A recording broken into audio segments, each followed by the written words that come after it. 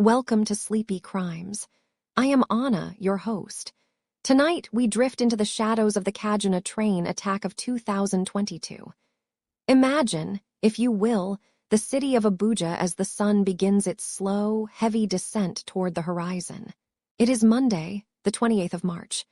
The air is thick with the lingering warmth of the day, a heavy golden heat that clings to the skin like a soft veil.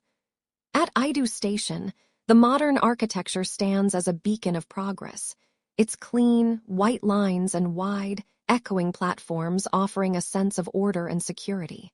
Here, the frantic bustle of the capital city begins to soften and dissolve into the measured, rhythmic heartbeat of travel. You can hear the distant, hollow murmur of voices, the occasional scuff of a suitcase against the polished stone floor, and the faint, metallic scent of the tracks stretching out into the vast, hazy distance of the northern plains. The train, known to the commuters as the AK-9, sits waiting at the platform like a silent, resting giant.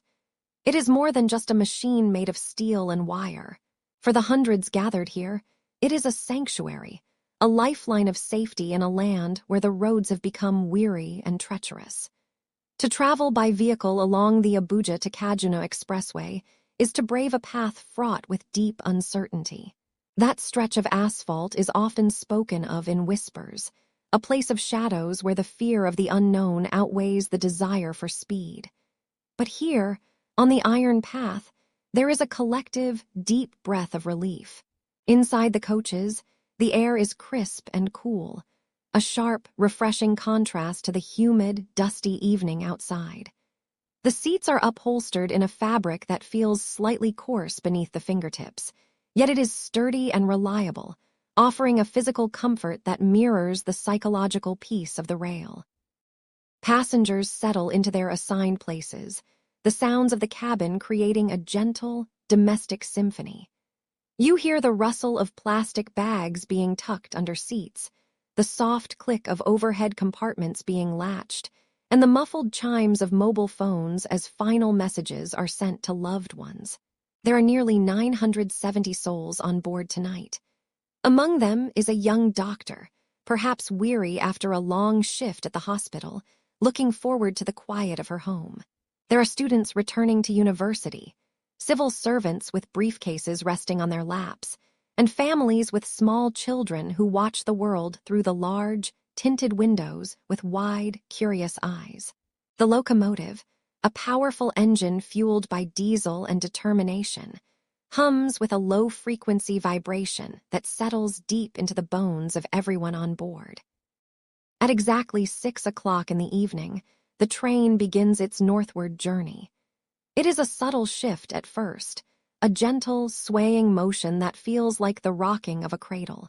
The station lights begin to slide away, blurring into long, glowing streaks of white and amber against the darkening sky. As the train gains its momentum, the rhythm of the rails becomes a steady, hypnotic pulse. Thrum, thrum, thrum, thrum. It is the heartbeat of the iron path. Outside the window, the landscape of central Nigeria unfolds in the fading twilight. The lush greenery of the bush, the occasional cluster of ancient baobab trees standing like silent sentinels, and the small, flickering cooking fires of distant villages pass by in a peaceful, darkening montage. The world outside feels vast and untouchable, separated from the passengers by the thickness of the glass and the perceived invincibility of the train. Inside the cabin, the atmosphere is one of quiet, sleepy transition. The overhead lights cast a soft, fluorescent glow that catches the dust motes dancing in the air-conditioned breeze. Someone is reading a newspaper, the dry crinkle of the pages the only sound in their corner. Others have leaned their heads against the cool glass, letting the steady motion of the carriage lull them into a light, fragile doze. There is a specific, comforting sound to this environment. The low-frequency drone of the mechanical systems, the occasional soft murmur of a conversation in Hausa or English, and the rhythmic clatter of metal meeting metal. It is a cocoon of safety, a moving silver needle stitching its way through the velvet fabric of the night. By 7 o'clock, the sun has completely vanished, leaving behind a sky of deep indigo and ink. The AK-9 is now deep into the heart of Kaduna State, moving steadily through the rugged terrain near the settlements of Kadari and Rajana. These are names that usually pass by the mind like fleeting shadows, markers on a map that merely signify progress toward the final destination of Ragasa. The passengers are relaxed now, the journey more than half over. In just another hour, they expect to be stepping out into the cool, night air of Kaduna. The iron path feels solid and unbreakable beneath them, but the darkness outside is no longer empty. Hidden among the dense trees and the tall, dry grass, silent figures are watching. The train continues its pace, unaware of the sudden, violent disruption waiting on the tracks ahead. The air inside the cabin is still peaceful, still cool, as the clock ticks towards 7:45. Then the world shatters. There is no warning, only a sudden, sharp change in the vibration of the floorboards. It is not the familiar sway of the rail, but a violent, earth-shaking shudder that makes the entire metal frame groan in agony. A massive explosion rips through the quiet of the night, the sound of it echoing through the coaches like a clap of thunder, trapped in a box. The floor beneath the passengers' feet buckles and heaves. The lights flicker, sparking briefly before dying into a heavy, absolute darkness. For a long, terrifying heartbeat, there is only the screeching of metal on metal as the massive locomotive is forced from its iron path, sliding into the dirt and the shadows. The sanctuary has been breached, and the peaceful hum of the journey has vanished into the thick, smoke-filled silence of the forest. The night has only just begun. The vibration that began as a low tremor suddenly transforms into a violent, ear-splitting shriek. Beneath the floorboards of the train, the very foundation of the journey is being torn apart. The metal screams as the wheels lose their grip on the mangled tracks, sending a shower of orange and white sparks dancing past the darkened windows like frantic fireflies. There is a series of heavy, rhythmic jolts that toss passengers from their seats, a chaotic dance of limbs and luggage in the dimming light. Then, with a final, shuddering groan that seems to vibrate through the marrow of every bone on board, the train grinds to a complete halt. The forward momentum is gone, replaced by a sudden, sickening stillness. Outside, the vast, dark expanse of the Kaduna wilderness waits, silent and expectant. For a few heartbeats, the only sound is the ticking of cooling metal and the ragged breathing of nearly 1,000 souls who do not yet realize that the nightmare has only just begun. In the immediate wake of the stop, the internal lights of the coaches flicker once, twice, and then die entirely. A thick, heavy darkness descends, smelling of scorched earth, ozone, and the bitter tang of sulfur from the explosives. Within this void, the silence is not peaceful. It is a vacuum filled with the mounting pressure of collective fear. People begin to whisper, their voices trembling in the dark, asking questions that no one can answer. They reach for their phones, the small, blue screens casting ghostly reflections on pale faces, but the light feels like a vulnerability.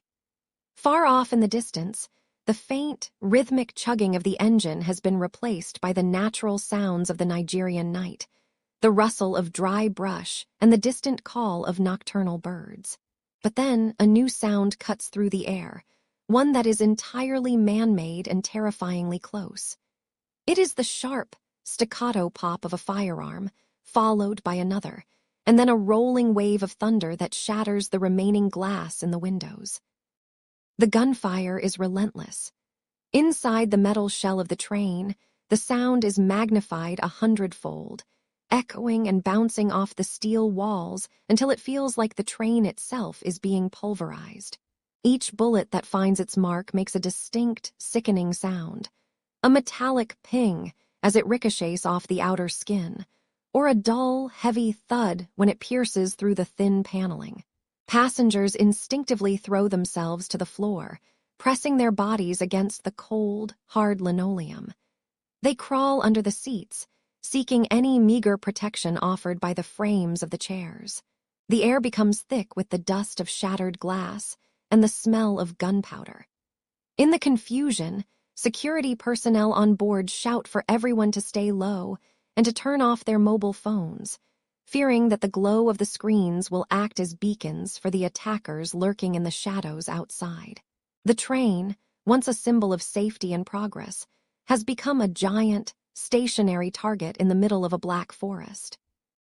Through the jagged holes where windows once were, the flashes of muzzle fire illuminate the night in brief, strobe-like bursts. These flashes reveal a terrifying reality. The train is surrounded. Shadowy figures move with practiced precision through the tall grass and the scrub trees, their silhouettes shifting like ghosts against the dark horizon. There is the low, guttural roar of motorbikes circling the perimeter, their engines growling like predators waiting for the right moment to strike. Inside Coach 17 and the higher-class sections, the terror is most acute. People huddle together, holding on to strangers, their prayers rising in a low, frantic murmur.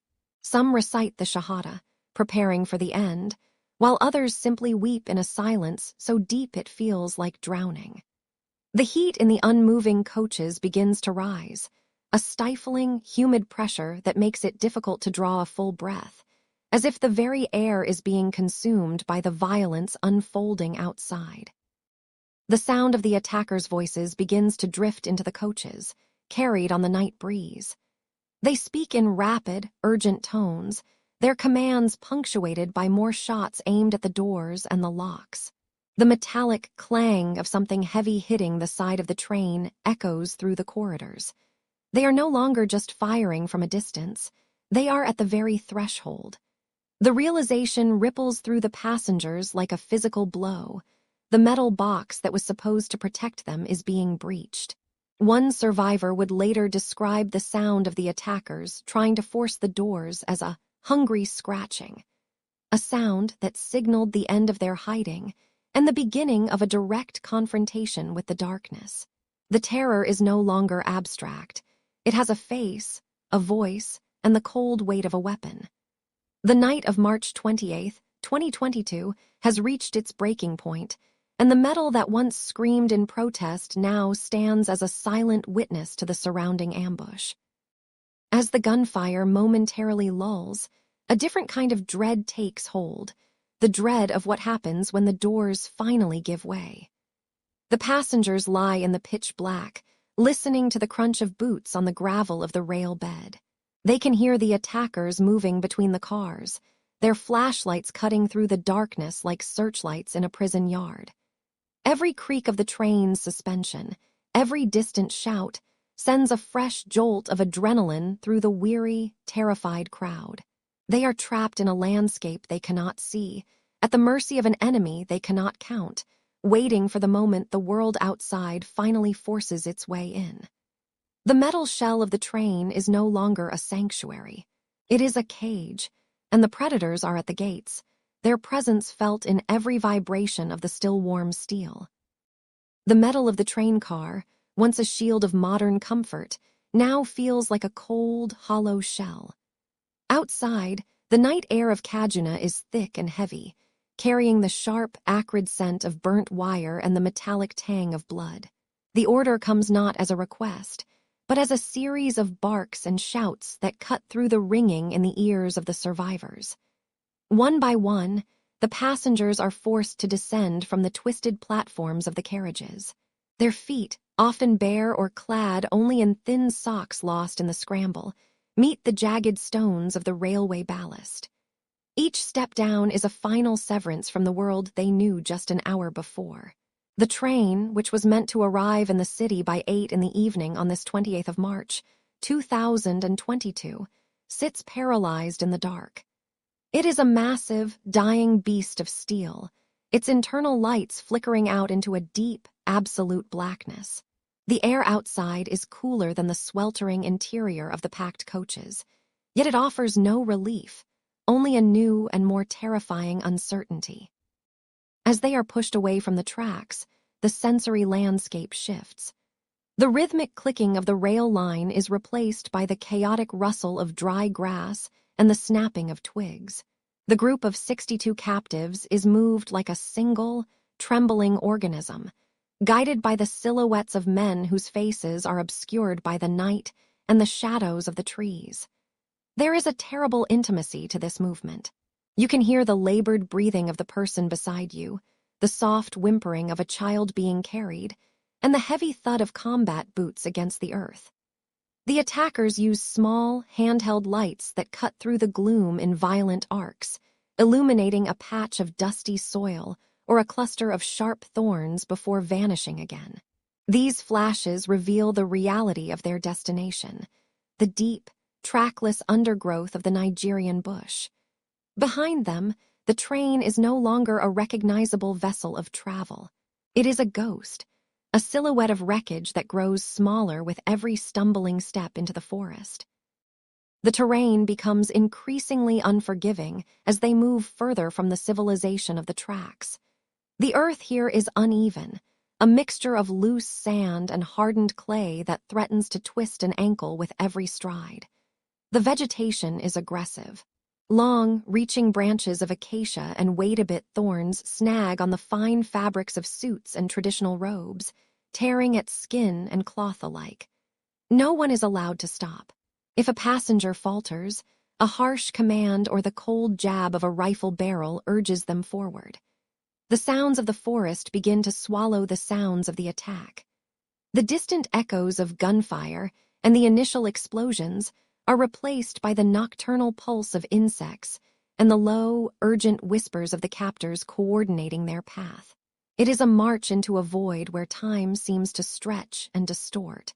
Minutes feel like hours as they navigate the dense thickets, the canopy above blocking out whatever light the moon might have offered. Every shadow seems to move, every bush seems to hide another threat, and the weight of the unknown begins to settle over the group like a physical shroud. In the darkness, the captives lose their sense of direction. They only know that they are being led away from the road, away from the possibility of rescue, and deep into the heart of a wilderness that the bandits know intimately.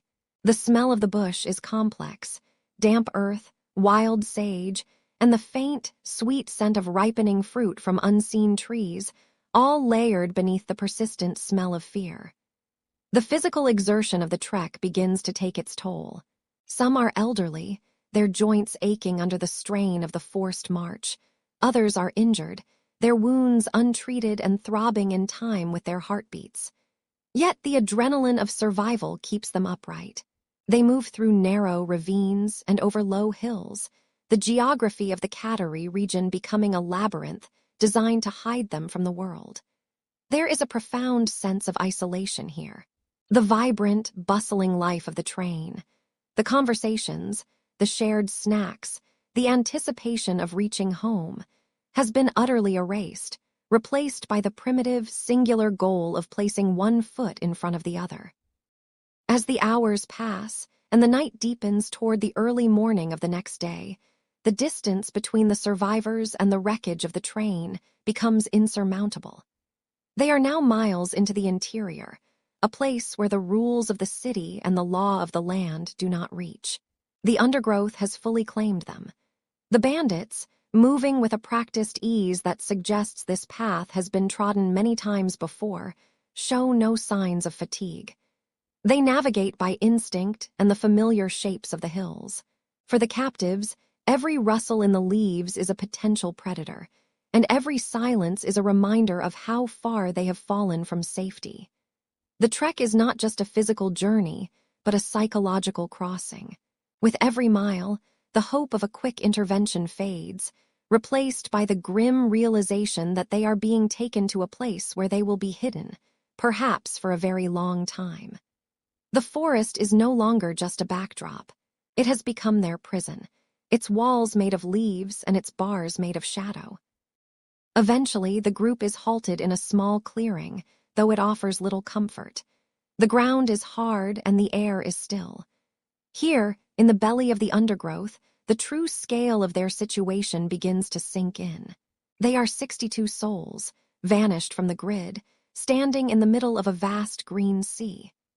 The train they left behind is now a memory of light and steel, a world away from the dirt and thorns of their current reality. The captors begin to organize them into smaller groups, their voices lower now, more controlled. The immediate chaos of the explosion and the shouting has transitioned into a cold, calculated management of human cargo. As they lie down on the bare earth, forbidden from speaking, the survivors look up through the gaps in the trees. The stars are bright, indifferent to the tragedy unfolding below. The forest is vast, and they are very, very small.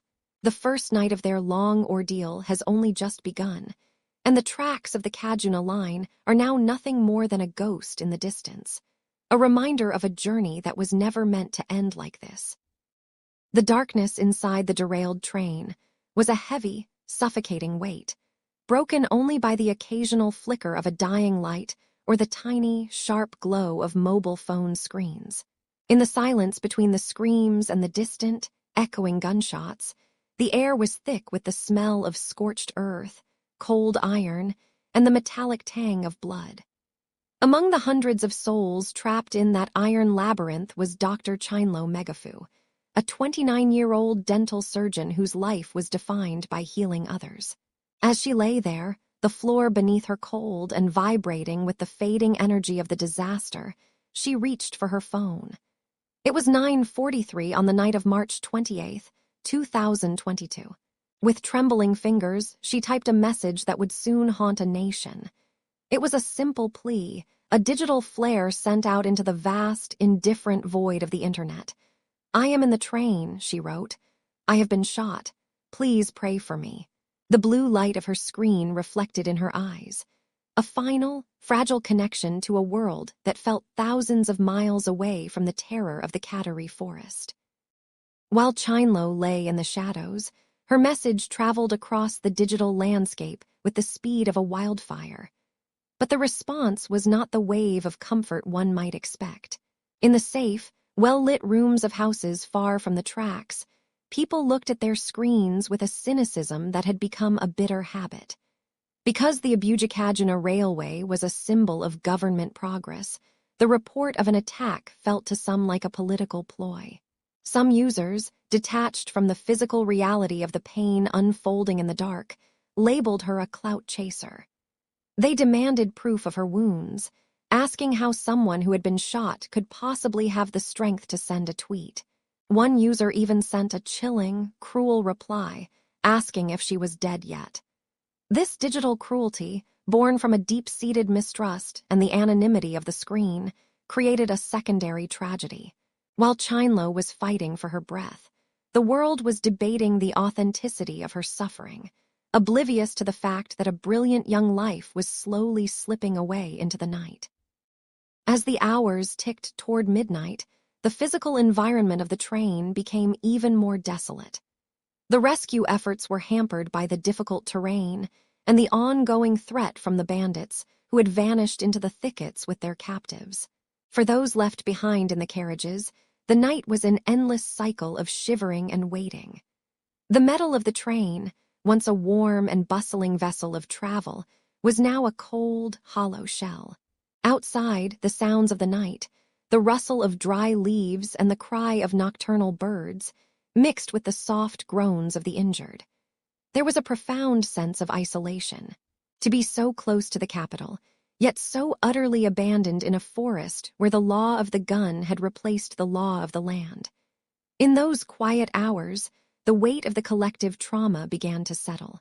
The realization that the safest route in the country had been breached transformed the train into a monument of vulnerability, a place where the ordinary act of traveling had become a death sentence. When the first pale light of dawn began to creep over the horizon on Tuesday, March 29th, the true scale of the horror began to crystallize. The sun rose over the mangled tracks near the Regasa station, illuminating the shattered windows and the twisted remains of the engine. As the morning air, crisp and biting, settled over the scene, the survivors were finally being moved. But for Dr. Chinlo, the dawn came too late. News of her passing began to circulate, first as a whisper among colleagues and then as a deafening roar of confirmation. The same digital space that had trolled her just hours before was suddenly filled with a different kind of sound, the sound of profound, collective guilt. The skepticism turned to ash as photos of her lifeless body emerged, showing the very wounds people had demanded to see. The realization was a sharp, cold blade. She wasn't seeking attention. She was seeking a miracle that never came. The morning light didn't bring relief. It only brought the undeniable proof of a catastrophic failure. The tragedy of Chinlo's death was made even more unbearable by the details of her life that surfaced in the following hours. She was a graduate of the University of Port Harcourt, a dedicated professional at St. Gerald's Hospital in Kaduna, and a woman on the verge of a new beginning. She had recently resigned from her post because she was scheduled to leave the country that very Friday. She was seeking a future elsewhere, perhaps a place where she could practice her craft without the constant shadow of insecurity. Her bags were likely already packed, her goodbyes already said. To die on a Monday night when your flight to freedom was set for Friday is a cruelty that words can barely capture. It transformed her into a symbol of a generation's struggle, the brightest and best trying to find a way out, only to be caught by the very chaos they were trying to escape. Her final message was no longer just a tweet. It was an epitaph for a dream that died on the tracks. As the news spread through the streets of Kaduna and Abuja, a heavy silence fell over the railway stations. The trains were halted, the tracks were empty, and the promise of safe passage was broken. People spoke of Chinlo in hushed tones, her name becoming synonymous with the fragility of life in a time of unrest. The public's anger began to brew, directed at the systems that failed to protect her and the culture of doubt that had mocked her final moments. But beneath the anger was a deep, resonant sadness. We are left to wonder about the echoes of that final message, the way it hung in the air long after the phone battery died. It serves as a reminder of our shared humanity and the desperate need for empathy in a world that often prefers the cold comfort of suspicion. The morning of the 29th was a turning point, a day when the echo of a single doctor's plea became a mirror for an entire nation's grief. The transition from the cushioned, climate-controlled cabins of the train to the jagged reality of the Nigerian wilderness was not a gradual shift. It was a violent, instantaneous expulsion from one world into another. As the smoke from the explosions drifted toward the stars on that night of March 28, 2022, the survivors found themselves no longer passengers, but cargo. The march began almost immediately. Under the harsh command of the gunmen, over 60 men, women, and children were forced away from the twisted metal of the tracks and into the deep, suffocating shadows of the brush. There was no time to process the grief for those left behind or the pain of their own injuries. Every footfall was a desperate attempt to keep pace with the motorcycles that prowled beside them like mechanical wolves. Their engines, a low, menacing growl that drowned out the sounds of the night. They were led toward the burn-in Gweri forest, a vast and ancient expanse that has long served as a fortress for those who wish to remain unseen. In the early hours of their captivity, the environment itself became an adversary. The ground was uneven, thick with dry thorns and hidden roots that caught at the ankles of those wearing dress shoes or sandals meant for a city commute. The air, which had been cool at the start of the journey in Abuja, began to feel heavy and stagnant as they moved deeper into the canopy. The city lights of Kaduna were now a distant, impossible memory, replaced by a darkness so profound it felt tactile. For many of the hostages, the first psychological break occurred here, in the realization that the infrastructure of their modern lives, their phones, their titles, their schedules, had vanished completely, swallowed by the silent, towering trees. When they finally reached the first makeshift camp, there were no tents to greet them, no structures of any kind. The forest sanctuary of the outlaws was nothing more than a series of clearings beneath the stars. The hostages were told to sit, then to lie down on the bare earth. The ground was hard and unforgiving, still radiating the residual heat of the afternoon sun before turning bone-chillingly cold in the pre-dawn hours. There were no blankets to pass around. Families huddled together for warmth, the soft whimpering of children the only counterpoint to the rustle of the wind. It was in these quiet moments that the sheer scale of their predicament began to settle. They were in a place where the law of the state ended and the whim of the bandit began. Every movement by their captors, the clicking of a rifle's safety, the striking of a match, rippled through the group with the force of an electric shock. As the first few days passed, the physical toll of the forest became grueling. Water was the primary obsession. The captors led them to stagnant pools and brownish streams, the same water sources used by the cattle and the wildlife of the region. To drink was a gamble against disease, but the thirst brought on by the dry heat left no other choice. Food was equally scarce and unpredictable. Sometimes there were only a few biscuits to be shared among many. Other times, the bandits would slaughter a cow, roasting the meat over open flames that cast long, dancing shadows against the trees. The smell of wood smoke, which might have been comforting in any other context, became the permanent scent of their imprisonment. It clung to their clothes and hair, a constant reminder of their displacement from a world of clean linen and organized meals. The psychological impact of this transition was devastating. Among the captives were high-ranking officials, an 85-year-old woman, and a pregnant passenger who would eventually be forced to give birth in these very woods. The bandits stripped away the social hierarchies that defined them. In the eyes of their captors, they were not individuals with histories and dreams. They were leverage.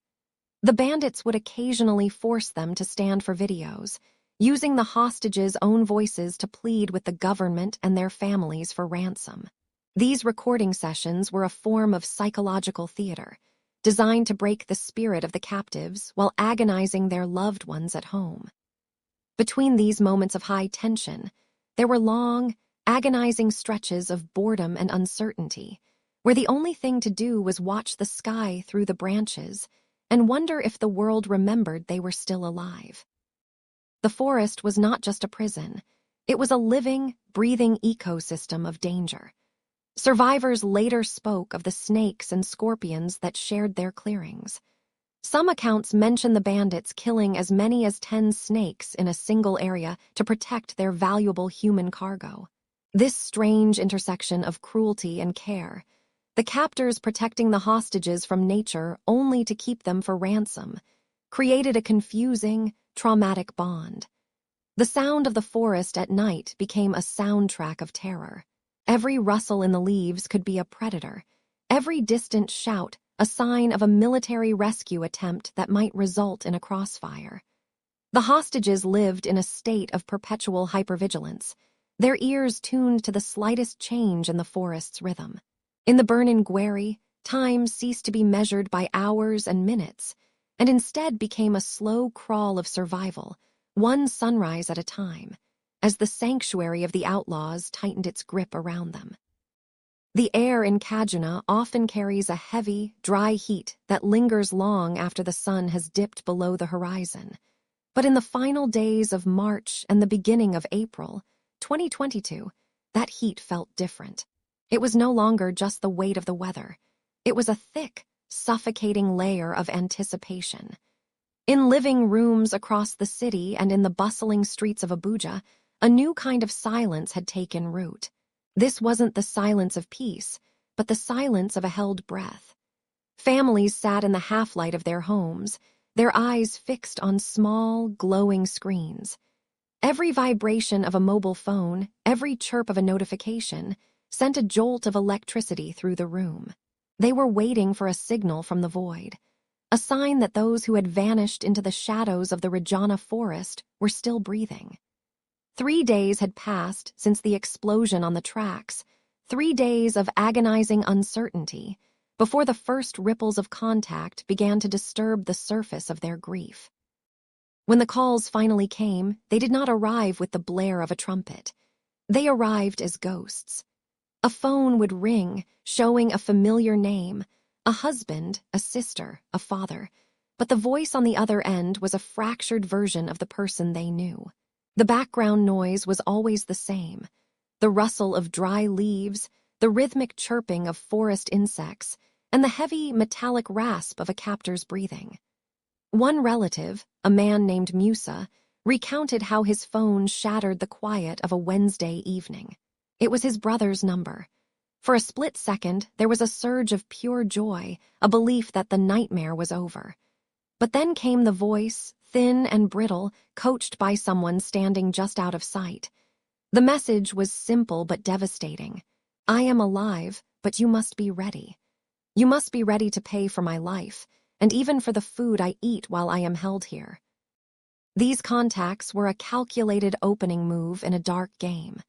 The abductors, believed to be a mix of bandits and extremist groups, were not merely looking for a quick payday. They were patient, and their demands were layered with a cold, political precision.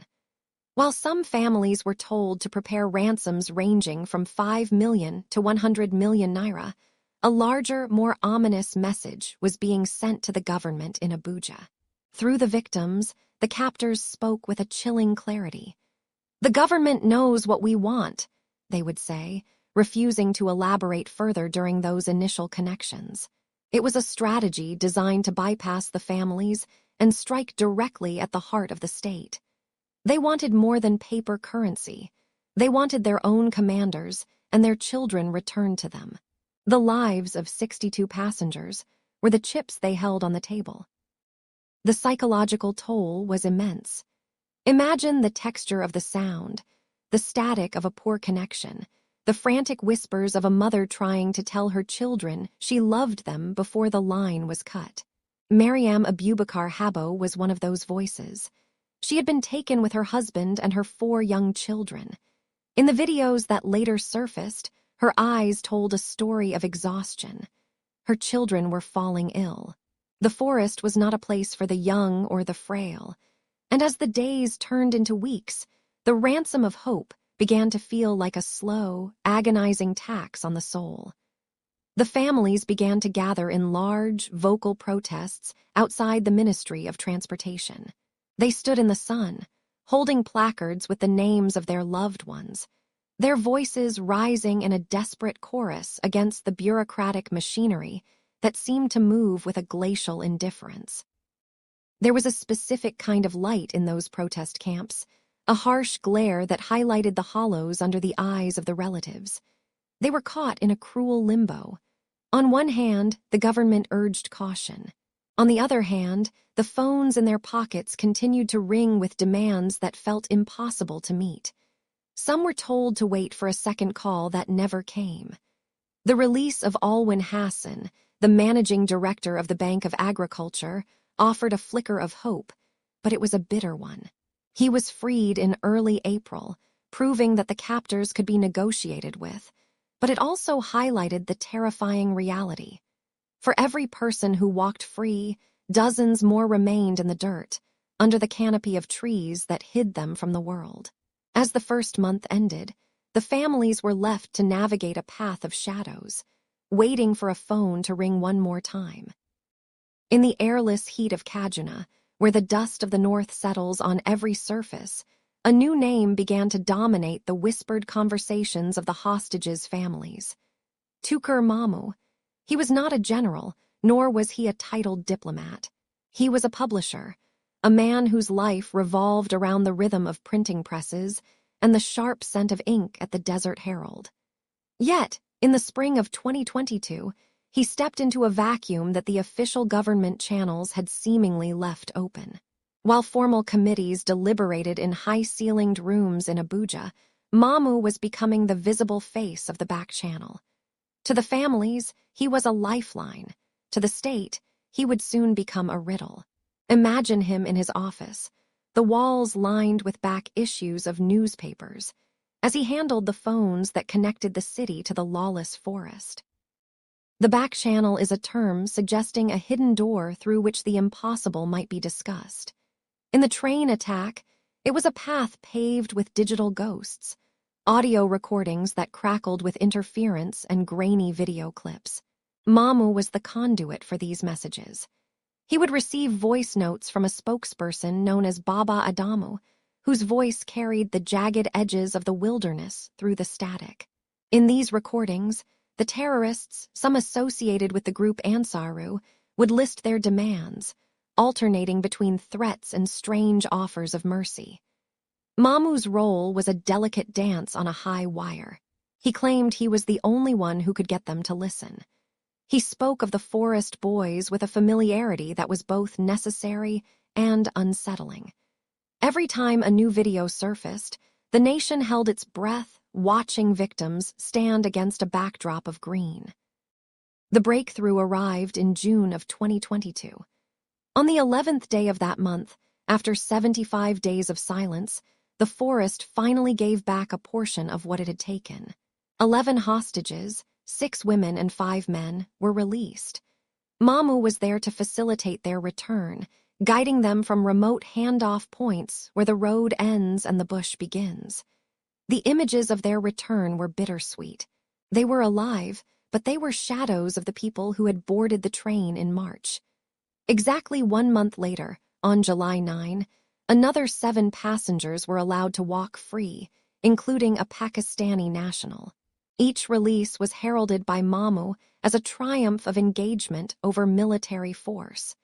He insisted the gunmen were listening to reason, but the cost of that reason remained a secret. The air during these handoffs smelled of rain and gunpowder, a mixture of relief and lingering terror. As August arrived, the drama intensified. On the 10th of August, 2022, a 5th batch of 7 hostages was set free. This group included a family of 6, a husband, a wife, and 4 young children, the youngest only 1.5 years old. There was also a 60-year-old woman, Hajia Aisha Hassan, whose health had been failing in the harsh forest camps. Mamu described the intervention of Sheikh Ahmed Gyumi as the turning point for this group. But even as families were reunited, the shadows were lengthening around the negotiator himself. The official government committee, led by General Lucky Araber, was growing frustrated. They saw Mamu as a wild card undermining the state by encouraging the terrorists to bypass formal authorities. The growing suspicion was that this was not merely a mission of mercy. It was becoming a sophisticated market for human lives. The climax of Tukur Mamu's involvement came not in the forest, but in the sterile halls of Cairo International Airport. In early September 2022, Mamu was traveling with his family to Saudi Arabia for a pilgrimage. He was intercepted by Egyptian authorities acting on a request from the Nigerian state. The man who had been the central messenger was suddenly a person of interest. Upon his repatriation to Nigeria on September 7, the Department of State Services took him into custody.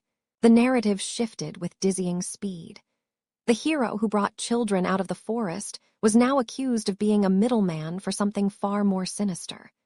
The authorities alleged he had collected over 2 billion naira in ransom money from the families, pocketing a significant portion for himself. Some allegations suggesting he took 50 million naira from a single transaction as a fee for his coordination. When his trial began in March of 2023, the charges were grave. He faced 10 counts of terrorism-related offenses, ranging from financing to aiding the men who had derailed the train. Prosecutors spoke of military uniforms and foreign currency found in his home. They alleged he had even offered to help the terrorists build a website to spread their ideology. Mamu pleaded not guilty, maintaining he was a victim of a government punishing him for his sacrifice. As we look back, the messenger in the middle remains a haunting presence. He was the bridge that brought some home, yet the bridge was eventually dismantled by the state. The truth of his involvement lies in that gray space between the forest and the city, a place where the lines between a savior and a suspect are as blurred as the horizon at the end of a long day. as the legal proceedings of 2023 cast a cold light on the architecture of the crime, we must lean back into the thick, humid air of the previous year. In the summer of 2022, the forest was not a place of courtroom evidence, but a living, breathing prison of emerald and shadow. The rainy season had descended upon the wilderness, turning the earth into a heavy, red clay that clung to the feet of the 63 souls held captive. Imagine the sound of the rain striking the makeshift plastic tarps, a rhythmic, relentless drumming that drowned out even the whispers of the guards. Within this damp green world, time had lost its sharpness. Days bled into weeks, and weeks into months, marked only by the rising of the sun and the deepening of the hunger that gnawed at their centers. It was in this state of suspended animation that the first fragments of freedom began to emerge, not as a flood, but as a slow, agonizing trickle of human lives returning to the world of light. The first significant shift occurred in mid-June. On a day heavy with moisture, the guards moved through the camp with a different energy. There was a list, a piece of paper that held the weight of worlds. 11 names were called. Imagine standing in that clearing, your heart hammering against your ribs like a trapped bird, waiting to hear if your name would be the one to break the silence. These first 11, mostly women, were chosen on what the captors called compassionate grounds, though the reality was far more complex, woven into the hidden negotiations taking place in distant cities. As they prepared to leave, the air in the camp changed. It was a moment of profound, polarized emotion. There was the blinding spark of hope for those leaving, and a crushing, hollow silence for the 52 left behind. The departing women looked back at their friends, their sisters in captivity, with eyes that apologized for their own survival, leaving behind promises to tell the world that the others were still alive, still waiting in the tall grass. Those who remained watched the forest swallow their companions, the green canopy closing like a heavy velvet curtain. Life in the camp settled into a more desperate rhythm. The survival stories they would later tell spoke of the sensory deprivation of the bush. They missed the taste of salt. They spoke of how the smell of wood smoke became a permanent layer on their skin, and how the sound of a distant plane was both a comfort and a torment. The mosquitoes were a constant, invisible army, their high-pitched whining a soundtrack to the long, sleepless nights. They learned to read the forest, the way the birds went silent when a new group of armed men approached, and the way the wind shifted before a storm. In the absence of mirrors, they saw their own deteriorating health reflected in the thinning faces of their neighbors. Yet, even in this deprivation, small rituals formed. They shared stories of their families, describing the exact color of their front doors or the taste of a specific home-cooked meal, using words to build a bridge back to the lives they had been torn from on that March night. By July, the heat was stifling, broken only by sudden, violent thunderstorms that turned the camp into a swamp of mud. On the 9th of July, a second group of 7 captives was led out of the darkness. Among them were individuals whose families had been working tirelessly, navigating the murky waters of mediation. These releases were often brokered by figures whose names would later become central to the investigation, men who moved between the shadows of the forest and the offices of the city. The release of the 7 brought a new wave of information to the surface. They brought back accounts of the captors' hierarchy, the shifting locations of the camps, and the resilient spirit of those still held. One woman had given birth in the forest, a new life entering the world under a canopy of leaves, surrounded by the harsh realities of a hostage camp. These stories began to paint a picture of a micro-society formed by trauma, where the captives looked after one another, sharing meager rations of grains and contaminated water to ensure the weakest among them could see another sunrise. The psychological toll of being passed over for release cannot be overstated. With each group that left, those remaining felt the walls of the forest grow taller. They lived in a state of constant readiness and constant disappointment.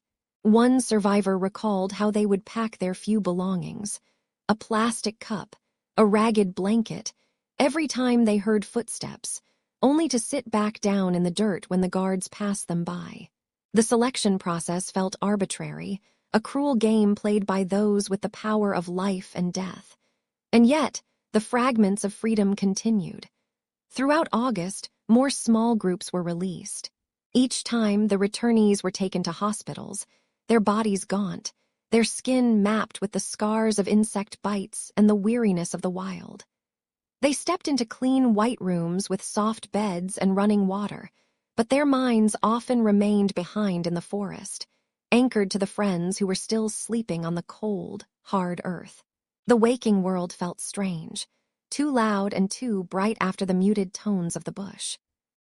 As summer faded into the drier months, the narrative of the Kaduna train attack became one of agonizing patience. The survivors who had made it out became the voices of the voiceless, their testimonies forming the foundation of the case that would eventually bring the architects of this suffering into the light of the courtroom. They spoke of the bond of the forest, a connection forged in the absolute absence of safety. They remembered the way they had leaned on each other during the coldest hours of the night, whispering prayers or songs to keep the darkness at bay. These fragments of freedom were not just about the physical act of leaving the forest. They were about the slow, painful process of remembering how to be a person again, of shaking off the heavy coat of fear that had become a second skin. As we move forward, we keep these faces in our minds. The ones who walked out into the sunlight and the ones who were still waiting, listening to the wind and the trees, hoping for their names to be called next. As the calendar turned toward the middle of the year 2022, the air over the Kaduna forests began to change. The dry, biting heat of the earlier months gave way to a heavy, suffocating humidity that clung to the skin like a wet shroud. This was the arrival of the rainy season, a period that would become the most grueling trial for those still held in the shadows of the bush. In the world outside, families watched the skies with a different kind of dread, knowing that for their loved ones, a simple downpour was not a relief from the sun, but a fresh descent into misery. The first few storms arrived in late May, heralded by thunder that shook the very ground where the captives slept. It was a low, guttural growl that rolled across the hills of Katari, a warning of the relentless moisture that was about to define their existence for months to come. By the time June arrived, the forest floor had transformed into a treacherous landscape of thick, sucking mud. For the 62 original captives who had been marched into this wilderness on that terrible night in March, the environment was now an active enemy. There were no permanent structures to shield them from the elements. Instead, they lived under makeshift canopies of plastic sheeting or gathered beneath the dense foliage of trees that offered only the illusion of protection. When the sky opened up, usually in the late afternoon or the middle of the night, the sound was deafening. Thousands of heavy droplets hammered against the leaves, a rhythmic, percussive roar that drowned out all conversation. Clothing, once crisp and familiar from their lives in Abuja or Kaduna, was now permanently sodden. It was a dampness that seeped into the marrow of their bones, a cold that no amount of shivering could shake off. The physical toll of this constant exposure began to manifest in ways that were terrifying to witness. With the rains came the mosquitoes, thick clouds of them that hummed in the stagnant pools left behind by the storms. Malaria soon became a secondary captor.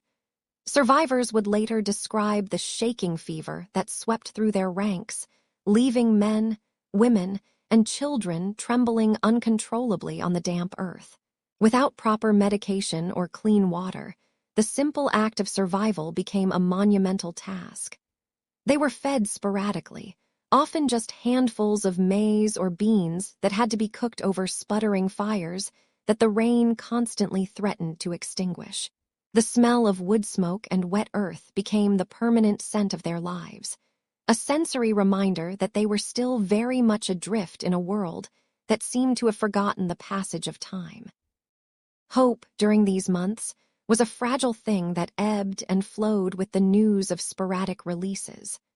On June 11th, 11 of their companions were allowed to walk free, including 6 women and 5 men who were released on what were described as health and compassionate grounds. Those who remained watched them depart with a mixture of profound relief and a crushing, silent envy. They counted the days by the cycles of the moon and the frequency of the storms. On July 9th, 7 more were freed, and again on July 25th, another 4. Each time the group grew smaller, the forest seemed to grow larger and more silent for those left behind.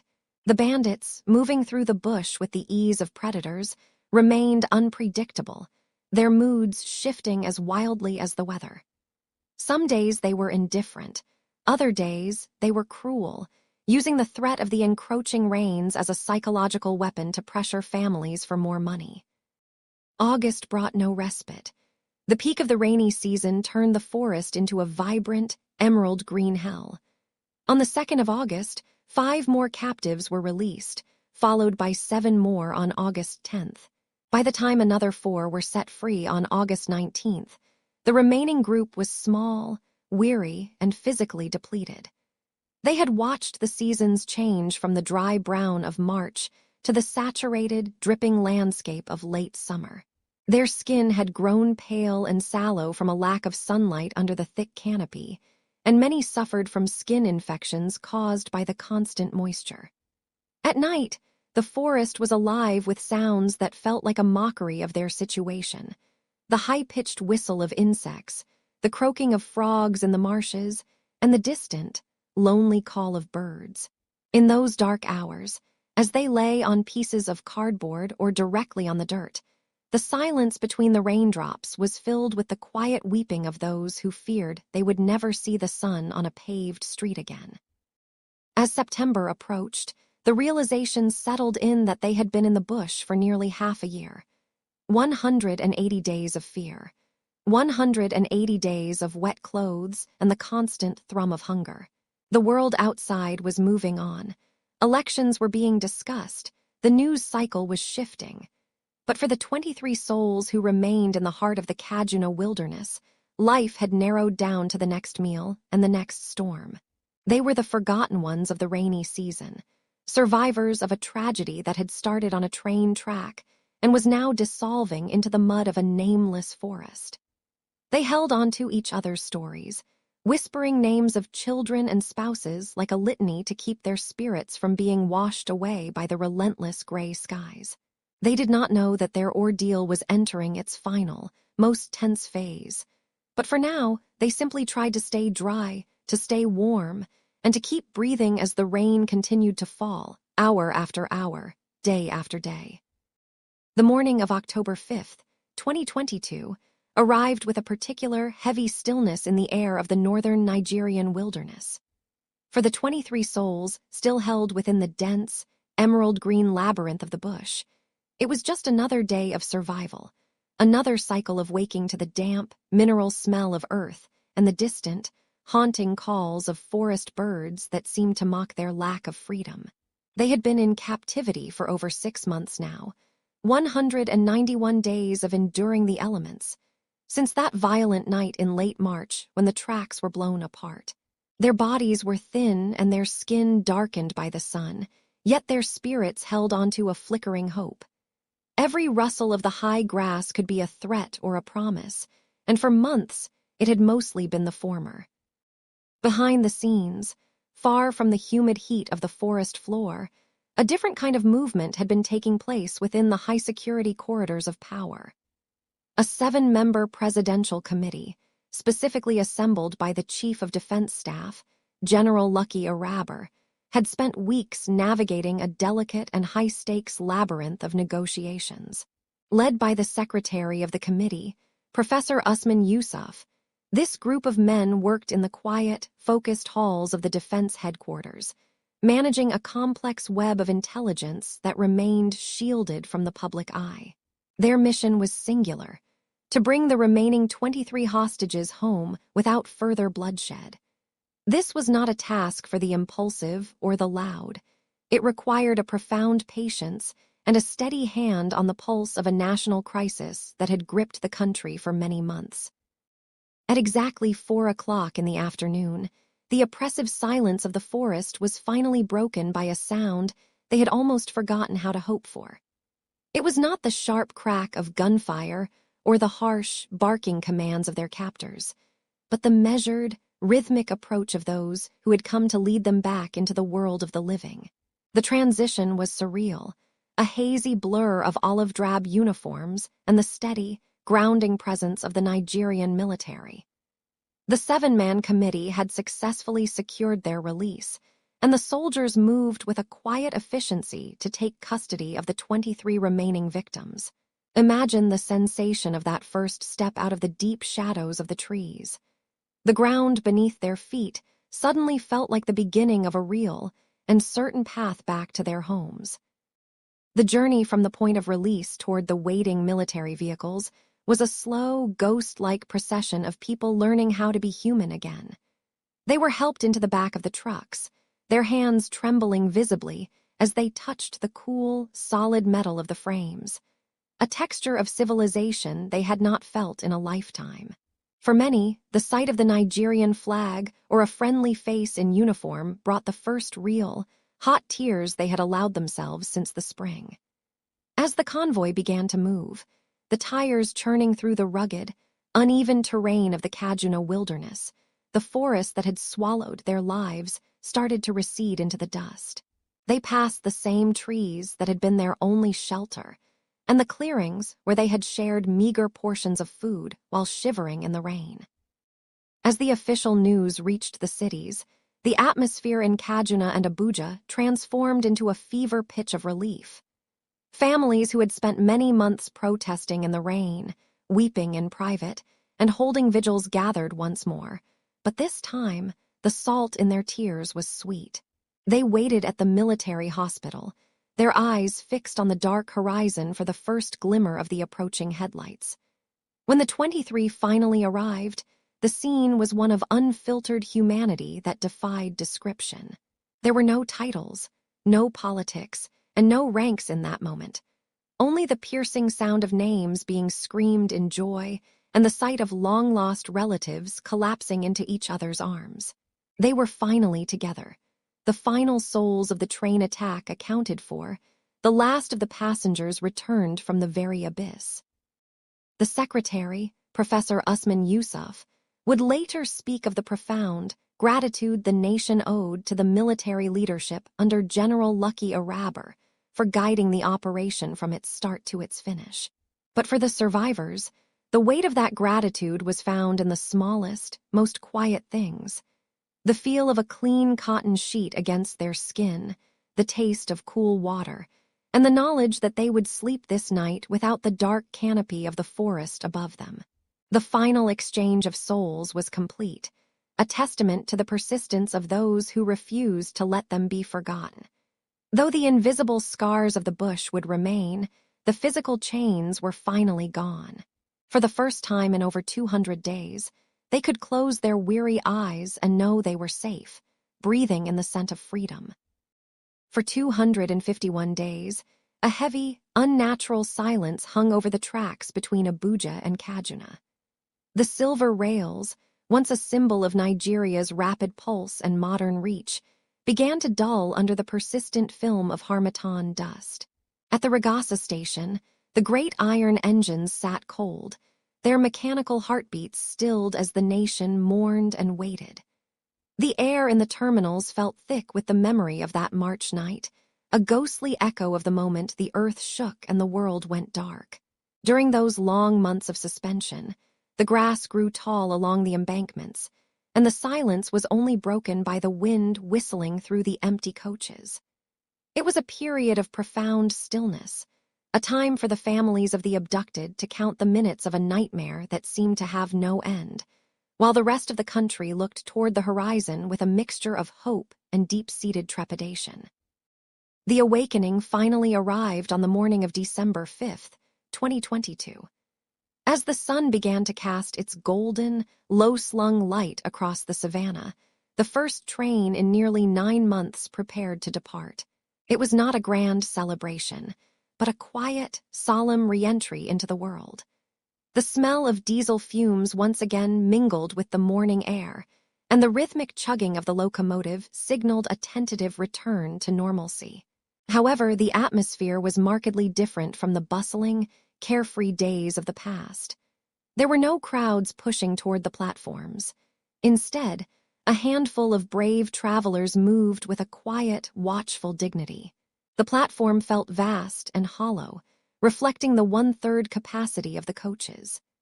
Each passenger carried the weight of the past 251 days in their eyes, a shared understanding that while the wheels were turning again, the ground beneath them had been forever altered by the tragedy of March 28th. To step into the station now was to participate in a new, rigorous ritual of vigilance. The federal government had completely overhauled the security architecture, weaving a web of protection intended to catch any shadow before it could fall upon the rails. Passengers were now required to provide their national identity number for every ticket, a digital tether connecting their presence to the national record. At the gates, the soft, clinical beep of barcode scanners replaced the old manual checks, and the cold blue light of the machines verified the identity of every soul on board. In the coaches, the familiar sight of hospitality was joined by the stern presence of armed personnel from the police mobile force and the canine units. Outside the windows, military surveillance teams and aerial drones kept a silent, watchful eye on the thickets and bridges where danger once lurked. These measures were the physical manifestations of a promise made to the people, a promise that the path between the capital and the north would never again be left unguarded. But for the survivors and the families of the 8 souls lost, the recovery was not measured in security protocols or ticket sales. It was measured in the quiet moments of the journey. For those who returned to the rails, every bridge crossed and every tunnel entered carried a surge of memory. They remembered the doctor who had served her community until her final breath, and the young dreamers whose lives were cut short in the darkness. As the train gathered speed, passing through the quiet stretches of the wilderness, passengers often found themselves staring out at the landscape, perhaps looking for the very spot where the world had fractured.